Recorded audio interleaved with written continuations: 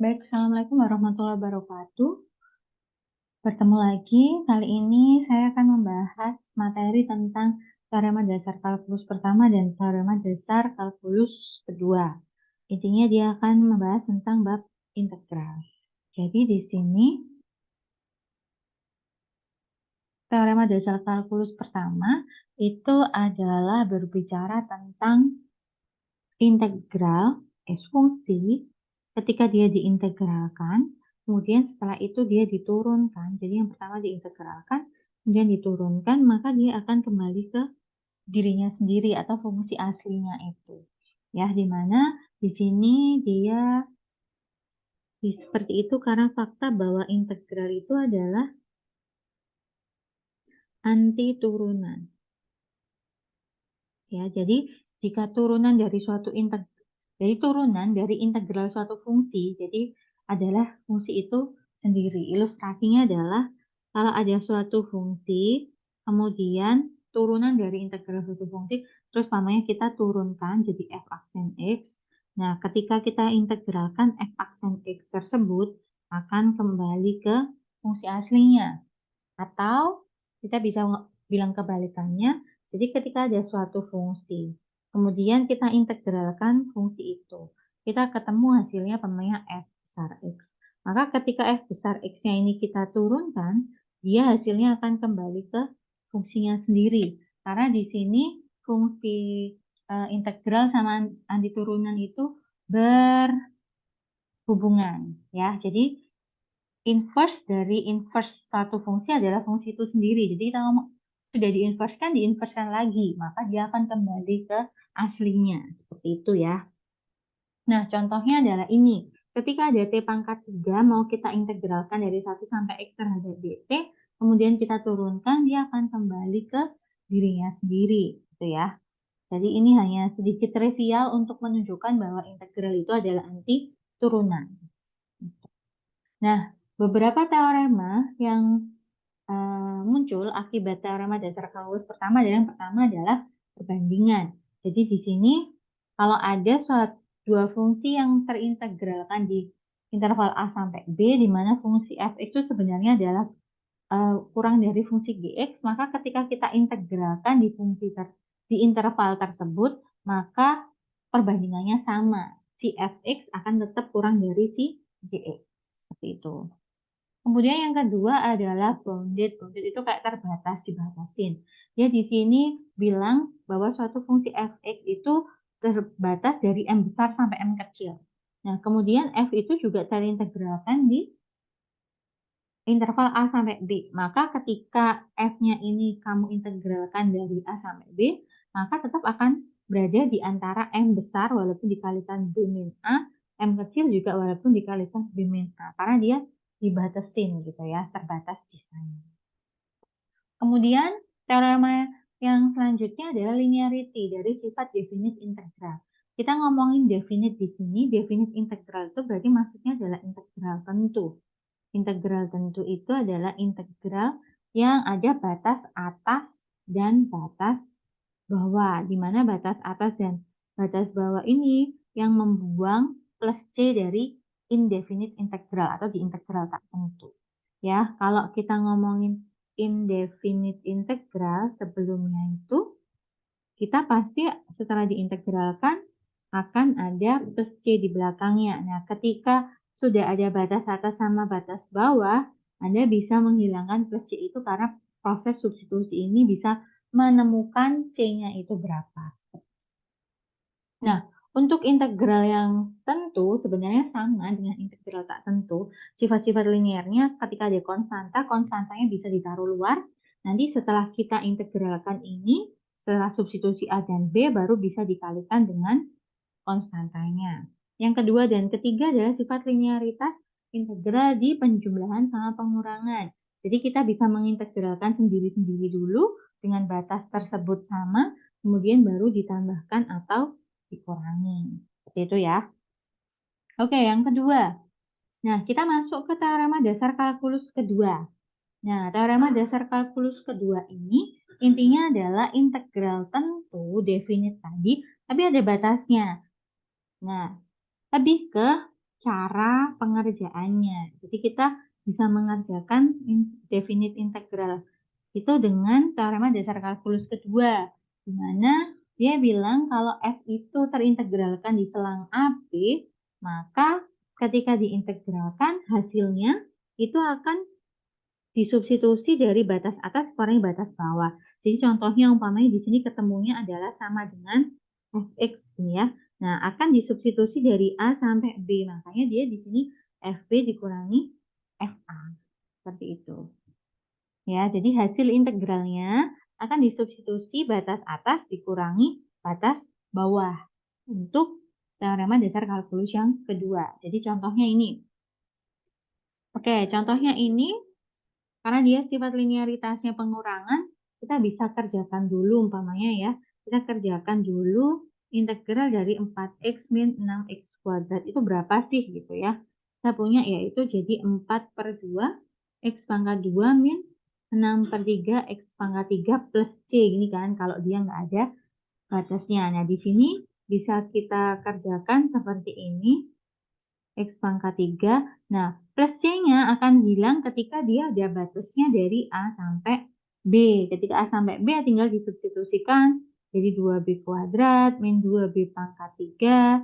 Nah, ini kan ini batas atasnya dikurangi 2A kuadrat min 2A pangkat 3 batas bawahnya. Nah, ini juga sama. Berarti ini dimasukkan batas atasnya 2, batas bawahnya min 1. Berarti akan dimasukkan 2 kalikan 2 kuadrat, min 2 dikalikan 2 pangkat 3. Nah, jangan lupa dikasih kurung menunjukkan ini batas atas, baru dikurangi batas bawahnya, yaitu 2 min 1 kuadrat, min 2 min 1 pangkat 3. Seperti ini ya. Nah, kemudian dihitung hasilnya adalah min 12. Nah, untuk B, ini hanya pengerjaannya aja yang berbeda. Dia memanfaatkan sifat linearity, jadi bisa dipisah-pisah, kemudian konstantanya dikeluarkan. Sama prosesnya, tapi mungkin akan lebih banyak effort yang di sini harus dikerjakan karena kita memisahkan jadi dua fungsi yang harus diintegralkan. Tapi hasil akhirnya akan sama. Nah, ini juga di sini dia lebih ke cara pengerjaannya. Yang pertama pakai teorema dasar kalkulus pertama. Jadi, teorema dasar kalkulus pertama nanti kalau ada suatu fungsi diintegralkan nomor 1, kemudian diturunkan, hasilnya adalah fungsi itu sendiri. Kalau nggak percaya, kita kerjakan pakai teorema dasar kalkulus kedua. Kita pekerjakan yang nomor 1 dulu. Kita integralkan 3 sin T dari 0 sampai X. Karena 3 sin T integralnya min 3 cos T, maka 0 sampai X dimasukkan. X-nya adalah di batas atas, 0-nya adalah di batas bawah. Ketemu min 3 cos X plus 3. Karena cos 0 adalah 0. Maaf, cos 0 bukan 0. Cos 0 adalah 1, makanya di sini 3 dikalikan 1 sama dengan 3. Ini jadinya min 3 dikalikan 1. Min sama min ini jadi plus, makanya di sini jadinya plus 3. Nah, jawaban ini akan kita turunkan sebagai rumus yang kedua di dalam soal tersebut kan, dx ini kan berarti yang kedua. Nah, turunannya dari min 3 cos x adalah 3 sin x. Jadi cos x sama dengan y. Y aksen sama dengan min sin x. Makanya min sama min hilang, jadi 3 sin x, 3 diturunkan 0. Jadi sisanya adalah 3 sin x. Maka di sini kita bisa lihat bahwa jawabannya sebenarnya pakai teorema dasar kalkulus kedua ataupun pertama adalah sama. Gitu ya. Jadi, secara garis besar ketika kita mengintegralkan dari A sampai B suatu fungsi fx dx, maka ketika kita dapat hasilnya, f besar x itu hasil integralnya, kan kita substitusikan dari batas atas dikurangi batas bawah. Baik, itu adalah tentang teorema dasar kalkulus pertama dan kedua.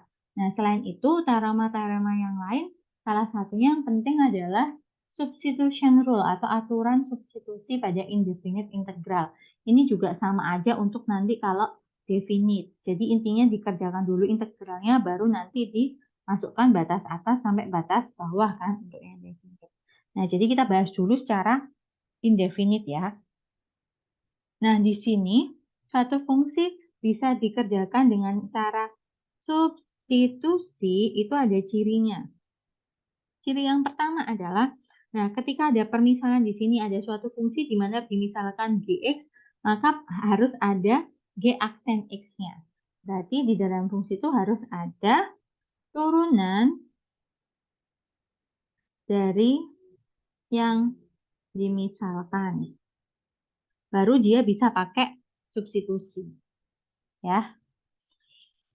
Secara strategi, ada beberapa strategi pengintegralan. Jika kita urutkan dari level kesulitan, yang paling sederhana yaitu adalah aturan pangkat. Aturan pangkat di mana kalau ada Y sama dengan X pangkat N, di aksennya adalah N, X pangkat N min 1. Dan beberapa aturan trigonometri yang sudah jelas. Nah, ketika aturan pangkat tidak bisa dilakukan di soal tersebut, maka kita bisa cek ke level yang lebih tinggi lagi, yaitu aturan substitusi.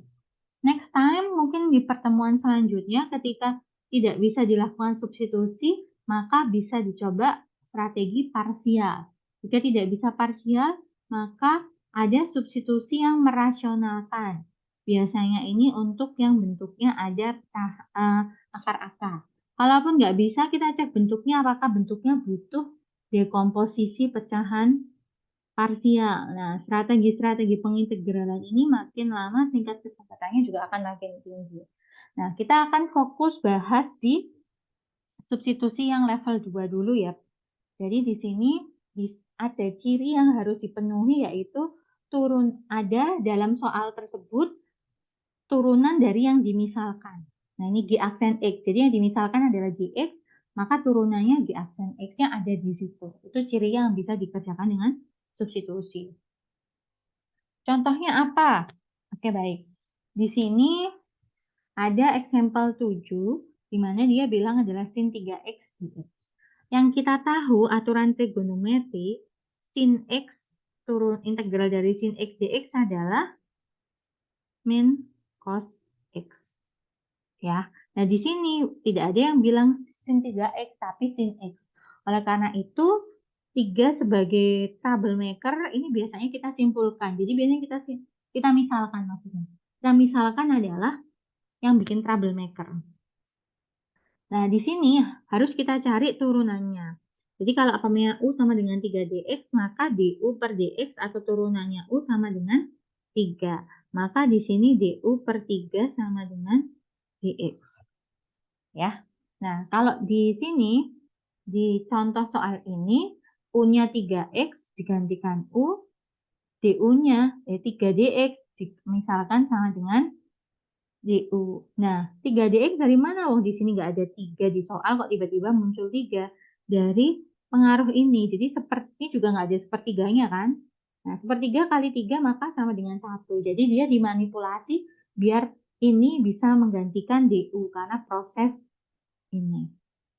Ada cara lain yang lebih mudah kalau menurut saya, karena kamu tidak perlu memikirkan proses manipulasi tersebut, adalah dengan memasukkan yang ini.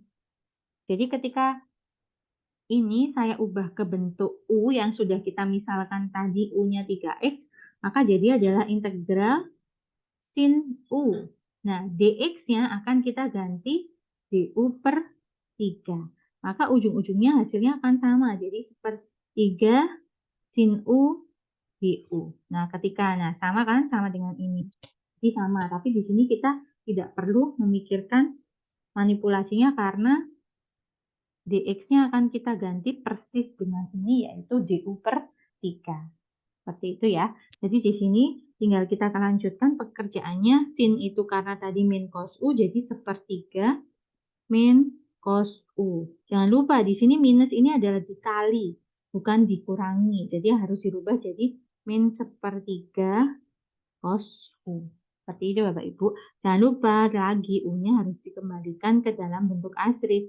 Berarti min sepertiga cos 3x. Oke, baik, kita kasih contoh lagi untuk aturan substitusi. Nah, di sini kita udah ada definitnya ya, tapi nggak apa-apa, kita kerjakan dulu yang aturan substitusinya dulu. Nah, berarti kan di sini ini yang troublemaker karena pangkatnya 10. Bapak Ibu nggak mungkin, bukan nggak mungkin sih, pasti akan effortnya untuk mengerjakan ini panjang kalau dipangkatkan 10. Maka kita misalkan ini sebagai U. U-nya adalah X kuadrat plus 1. Nah, di sini cirinya yang bisa dikerjakan pakai substitusi adalah harus ada sebelahnya ini, satunya itu harus adalah U aksennya. Nah, kita cek benar nggak ini U aksennya. Kalau U-nya adalah X kuadrat plus 1, maka DU per DX sama dengan 2X. Ternyata benar. Berarti DU per 2X sama dengan DX. Nah, di sini ini akan kita rubah ke bentuk U.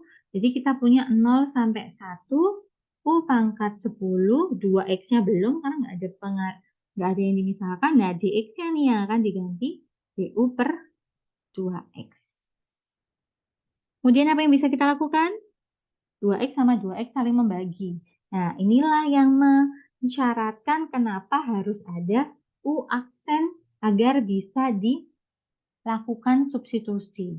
Karena ini sama ini sudah hilang, sehingga bentuknya adalah, integralnya adalah semuanya murni dalam bentuk variabel U. Nah, kalau udah seperti ini bisa. Suatu saat jika masih ada integral, umpamanya U pangkat 10 masih ada X, umpamanya ini ternyata pangkat 3 gitu ya, DU. Nah, ini nggak bisa, karena kita mau mengintegralkan terhadap U, tapi ada variabel X di sana. Berarti itu tidak bisa dilakukan. Seperti itu. Makanya harus syaratnya adalah ada turunannya di itu ya Bapak Ibu ya. Oke, nah kita lanjutkan mengerjakan yang ini. Berarti kita punya adalah 1/11, U-nya pangkat 11 dari 0 sampai 1. Nah, tapi di sini 0 sampai 1 itu adalah sebagai X, bukan U. Maka harus kita masukkan, kembalikan ke U, yaitu X kuadrat plus 1 pangkat 11 dari 0 sampai 1. Kita kerjakan, jadinya 1/11, 1 plus 1, 1 kuadrat ya. Pangkat 11 dikurangi 1/11, 0 kuadrat plus 1 pangkat 11. Hasilnya adalah 2 pangkat 11 per 11 min 1 per 11. Nah, ini 2 pangkat 11, silakan dihitung sendiri ya. Nah, seperti itu. Oke? Nah, untuk yang 36 kita cek dulu apakah bisa dikerjakan. Bisa. Karena apa? Dilihat, yang troublemaker kan ini karena dia pangkatnya setengah. Jadi yang 36 itu kan kita misalkan punya adalah X pangkat 3 plus 1. Maka DU per DX sama dengan 3X kuadrat. Tuh, turunannya dari yang kita misalkan itu ada di soal, maka kita bilang bisa dikerjakan pakai substitusi. Kita kerjakan ya Bapak Ibu ya. Jadi di sini ada integral berapa tadi ya? Akar min 1 sampai 0, akar X pangkat 3 plus 1. X pangkat 3 plus 1, di sini 3X kuadrat dx. Nah, ini bisa dikerjakan karena kita tadi sudah cek bahwa ketika kita dimisalkan U-nya sama dengan X pangkat 3 plus 1, DU per DX-nya sama dengan 3X kuadrat. Maka DU per 3X kuadrat sama dengan DX. Nah, ini akan kita rubah ke dalam bentuk U, yaitu U pangkat setengah dikalikan 3X kuadrat, DX-nya diganti DU per 3X kuadrat. Nah, apa yang bisa kita lakukan?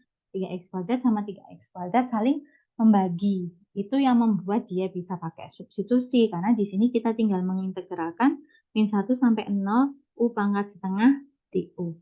Dimana integralnya adalah 1/3/2, U-nya pangkat 3/2 dari min 1 sampai 0. Nah, kita kerjakan 2/3, U-nya dikembalikan ya Bapak Ibu ya, jadinya X pangkat 3 plus 1 pangkat 3/2 dari min 1 sampai 0. Tinggal dikerjakan, 2/3 dikalikan 0 plus 1 pangkat 2/3, 3/2 ya maaf, dikurangi 2/3, 1 plus 1 pangkat 3/2. Oke ya, di sini 0 ditambah 1, 1 dipangkatkan 3/2, pangkatkan berapapun juga tetap 1, dikurangi 2/3, 2 pangkat 3/2. Nah, di sini 2 pangkat 3/2 itu bisa dipecah jadi 2 pangkat 2/2 sama 2 pangkat setengah. Jadi saya tulis di sini ya Bapak Ibu. Kita punya 2/3 dikurangi 2/3, 2 pangkat 3/2 itu saya pisah jadi 2/2 sama 2 pangkat setengah. Ya, jadi 2/3 min 2/3 2 pangkat 1 min akar 2. Jadi hasilnya 2/3 min 4/3 akar 2. Itu adalah hasil akhirnya.